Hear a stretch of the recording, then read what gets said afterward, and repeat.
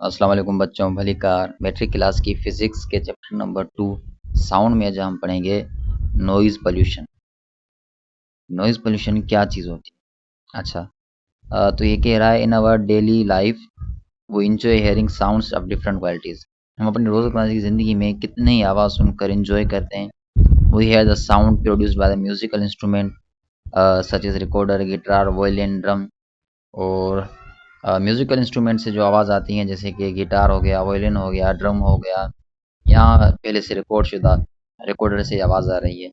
तो उन इंस्ट्रूमेंट से जो आवाज़ आ रही है, वो आवाज़ की जो टोन है, उस टोन के पास ऐसी ख़ासियतें हैं, ऐसी कैरेक्टरिस्टिक्स हैं जैसे कि पिच और क्वालिटी, तो ये कंट्रोल्ड होती हैं, यानी ना ज़्यादा बहुत ज़्यादा ना बहुत है। इसकी वजह से जो वो आवाज़ है वो हमें प्लेजेंट लगता है जब हम सुनते हैं।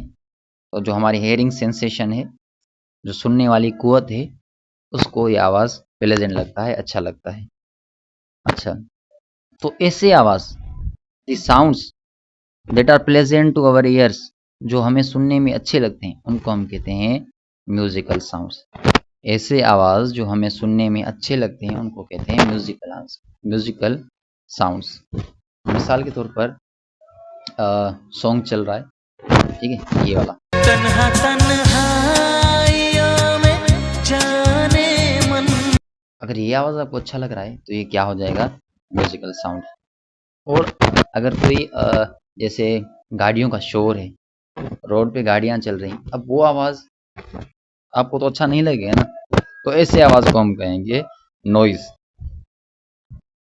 जो आवाज़ हमें अच्छा लगे वो म्यूजिकल साउंड्स, और जो आवाज़ हमें अच्छा न लगे, sounds that is unpleasant effect on our ears is called noise. तो जो आवाज़ हमें अच्छा ना लगे वो नॉइज, जो अच्छा लगे अब वो वो क्या होगा? Musical sound. अब ये जो नॉइज है, ये जो म्यूजिकल साउंड, ये म्यूजिक और नॉइज ये दोनों सब्जेक्टिव क्वांटिटीज हैं। सब्जेक्टिव यानी सुनने वाले पे डिपेंड करती हैं। मुझे जो चीज़ म्यूजिक लग रही है शायद किसी और को वो नॉइज लगे। अब जो मेरे दोस्त हैं उनको ये गाने अच्छे नहीं लगते, उनके हिसाब से ये नॉइज है, मेरे हिसाब से ये म्यूजिक है। तो जो म्यूजिक और जो नॉइज, ये दोनों क्वांटिटीज सब्जेक्टिव हैं, सुनने वाले के पे डिपेंड करते हैं कि आपको अगर अच्छे लगते हैं तो आपके हिसाब से म्यूजिक, और अगर आपको अच्छे नहीं लगते तो नॉइज। मेरे घर वालों को भी अच्छे नहीं लगते। अब जैसे कि ये वाली टोन,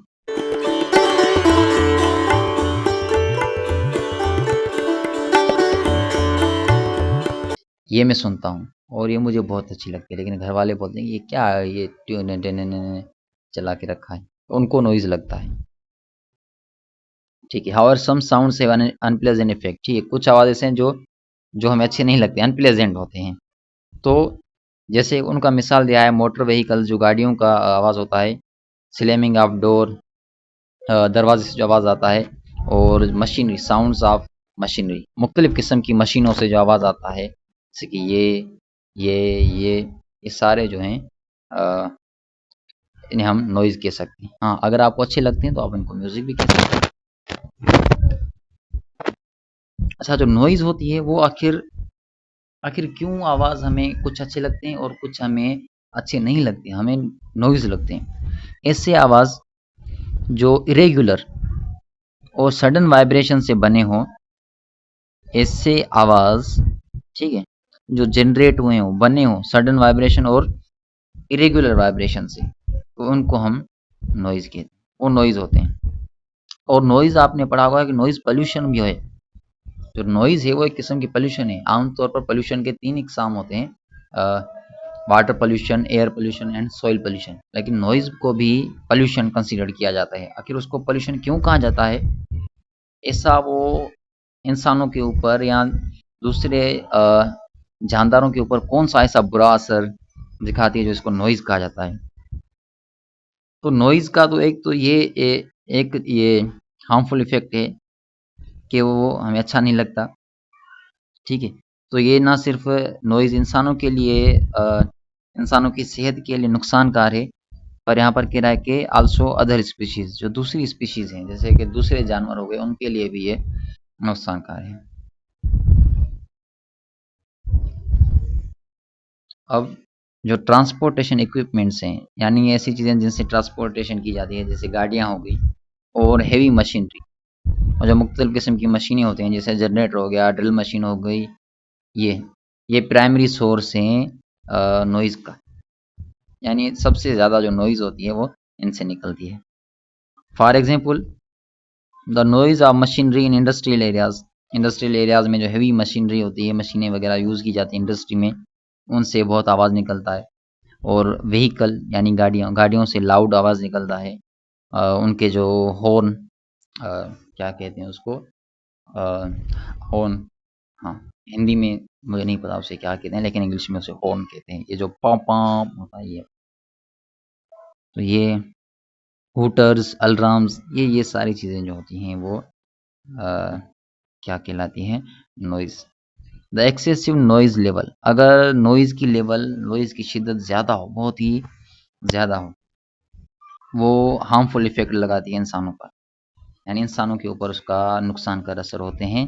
अब आप सोचेंगे कि नॉइज़ का इंसानों के ऊपर कौन-कौन से, यहाँ कैसे जो है वो इंसानों को नुकसान पहुँचाती है नॉइज़, आखिर आवाज़ इंसानों को कैसे नुकसान पहुँचा सकता है? तो सबसे पहला तो ये है कि स्ट्रेस।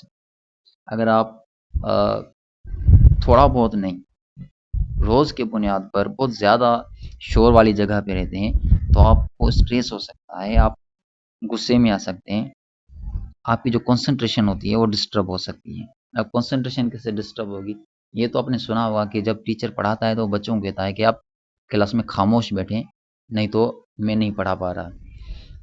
तो उसका रीज़न ये होता है कि वो टीचर जो है अपनी कंसंट्रेशन नहीं लगा पा रहा होता, वो डिस्टर्ब हो रहा था।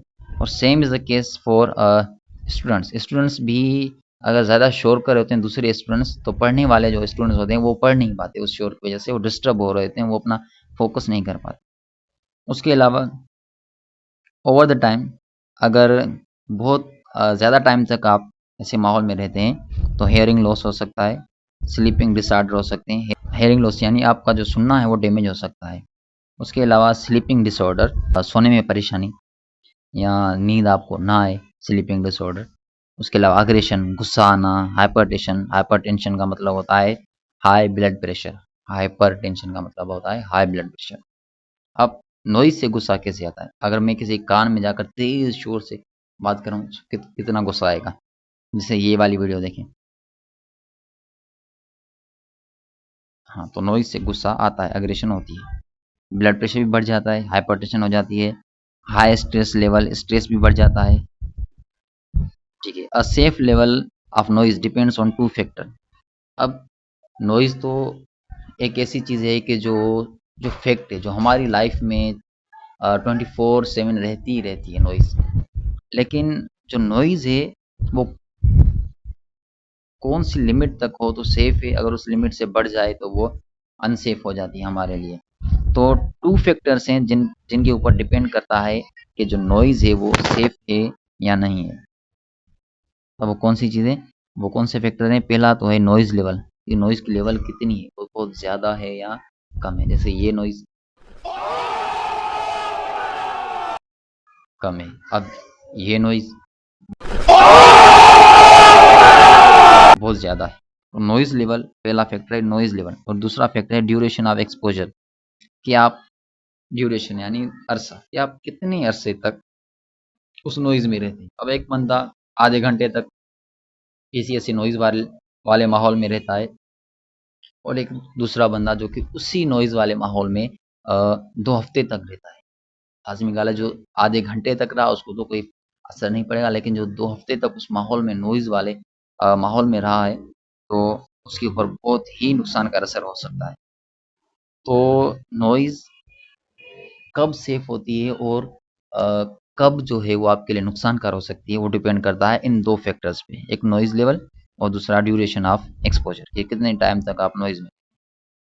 The noise level recommended in the most countries usually 85 to 90 decibel. ठीक है, जो नॉइज़ लेवल है वो कितनी होनी चाहिए, मुख्तलिफ कितने ही मुल्क हैं, जिनमें ये लेवल है 85 से 90 डेसिबल। अब ये डेसिबल जो है ये नॉइज़ का यूनिट है। ये जो डेसिबल है ये नॉइज़ का यूनिट है। जैसे मास का यूनिट होता है केजी किलोग्राम, टाइम का यूनिट होता है सेकंड मिनट, लेंथ का यूनिट होता है मीटर किलोमीटर। ऐसे इस तरीके से नॉइज़ का जो लेवल है वो है डेसिबल। तो कितने डेसिबल की नॉइज़ होनी चाहिए? 85 से 90 तक होनी चाहिए, उससे ज़्यादा नहीं होनी चाहिए, वो आपके लिए नुकसानकार होती है। ठीक।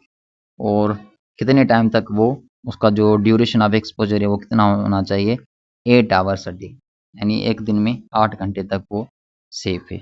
Noise pollution can be reduced to acceptable level by replacing the noisy machinery with equipment friendly machinery. अब वे कह रहे हैं कि नॉइज लेवल को हम काफ़ी हद तक कम कर सकते हैं। कैसे? ऐसी मशीनरी यूज़ करें जिससे आवाज़ कम पैदा होती है, और ऐसी मशीनरी यूज़ ना करें जिससे आवाज़ ज़्यादा पैदा होती है। उसके अलावा प्लेसिंग साउंड रिड्यूसिंग बैरियर्स, अगर कोई मशीनरी है तो उसको ऐसी जगह पे रखें उसको कि जो आवाज़ आ रहा है वो हमारे तक ना पहुँचे। या फिर or using hearing protection devices, ऐसे डिवाइस होते हैं जो आप कान में लगाएंगे तो अगर बाहर बहुत ज़्यादा नॉइज़ हो तो आपको नुकसान नहीं पहुँचेगा। Hearing protection devices. अच्छा, डू यू नो में कह रहा है कि जो इरेगुलर रिपीटिंग साउंड वेव्स होती हैं वो क्रिएट करती हैं नॉइज़। तो नॉइज़ कैसे पैदा होता है? जब साउंड वेव्स इरेगुलर हों और नॉन पीरियडिक हों, इरेगुलर हों और नॉन पीरियडिक हों। प्लस में म्यूजिकल साउंड्स या म्यूजिकल नोट्स तब पैदा होते हैं जब साउंड वेव्स रेगुलर हों, रेगुलर। तो अगर साउंड वेव्स इरेगुलर होंगी तो नॉइज़, अगर साउंड वेव्स रेगुलर होंगी तो वो लगेगा हमें म्यूजिकल नोट। अब जैसे यहाँ पर देख लें साउंड वेव्स, ऊपर म्यूजिक की और नीचे जो है नॉइज़ की साउंड वेव। अब ये साउंड वेव जो है ये रेगुलर है, ये वाला हिस्सा कुछ अरसे के बाद यहाँ पर रिपीट हो रहा है, यहाँ पर। फिर ये वाला हिस्सा कुछ अरसे के बाद फिर यहाँ पर रिपीट हो रहा है। फिर ये वाला सेम हिस्सा कुछ अरसे के बाद यहाँ पर रिपीट हो रहा है। फिर ये वाला सेम हिस्सा कुछ अरसे के बाद यहाँ पर रिपीट हो रहा है। तो ये रेगुलर है। एक ही चीज़ थोड़े थोड़े अरसे के बाद किसी खास टाइम के बाद, पीरियड के बाद रिपीट हो रही है तो ये रेगुलर। और नीचे अगर आप देखेंगे तो ये रेगुलर नहीं है, ये वाला हिस्सा आपको आगे कहीं नहीं मिलेगा। अब ये वाला हिस्सा आगे आपको कहीं नहीं मिलेगा, ये वाला हिस्सा आगे आपको कहीं नहीं मिलेगा। तो ये जो साउंड वेव है ये इरेगुलर साउंड है और इसे हम नॉइज़ कहेंगे। अच्छा, उसके अलावा नॉइज़ लेवल यहाँ पर दी गई हुई है। पर्सनल स्टीरियो, अच्छा हम यहाँ ज़ीरो से शुरू करते हैं। यहाँ पर नॉइज़ का सोर्स और यहाँ नॉइज़ की लेवल। तो जो थियरिंग ऑफ थ्रेशोल्ड है, यानी हम जहाँ से सुनना शुरू करते हैं, जो आवाज़ कम से कम जो आवाज़ सुन सकते हैं वो कौन सा है? 0 डेसिबल। 0 डेसिबल से हम सुनना शुरू करते हैं। उसके बाद जो विस्परिंग होती है, जो लड़कियां एक दूसरे की चुगलियां करती हैं कानों में, वो होती है 30 डेसिबल। उसके बाद नॉर्मल कन्वर्जेशन, यानी हम जो दोस्त बैठकर बात कर रहे होते हैं नॉर्मल, वो होती है 60 डेसिबल। यानी जो मैं अभी बात कर रहा हूँ ये है 60 डेसिबल। बिजी रोड, अगर रोड पे बहुत ज़्यादा ट्रैफिक है, गाड़ियों का शोर है, तो वो होती है 70 डेसिबल। उसके अलावा sound drill machine, sound of drill machine, जो ड्रिल मशीन है उसका साउंड, लेकिन वो ड्रिल मशीन आपसे 3 मीटर दूर है, तो नॉइज़ लेवल होगी 90 डेसिबल। रॉक कॉन्सर्ट, अब रॉक कॉन्सर्ट तो आपने सुने होंगे, जो बड़े बड़े म्यूजिशियंस होते हैं, सिंगर होते हैं, वो कॉन्सर्ट करते हैं। और कुछ जो कॉन्सर्ट होते हैं उनको कहा जाता है रॉक कॉन्सर्ट कॉन्सर्ट, क्योंकि वहाँ पर जो सिंगर होते हैं वो उसको रॉक स्टार कहा जाता है। तो जो रॉक कॉन्सर्ट होते हैं वहाँ पर नॉइज़ लेवल होती है 110 डेसिबल। अब ठीक है, अब यहाँ पर जो 140 डेसिबल लिखा हुआ है, अगर नॉइज़ लेवल 140 डेसिबल तक पहुँच जाए तो वो आपके कानों को नुकसान पहुँचा सकती है, आपके सुनने को नुकसान पहुँचा सकती है।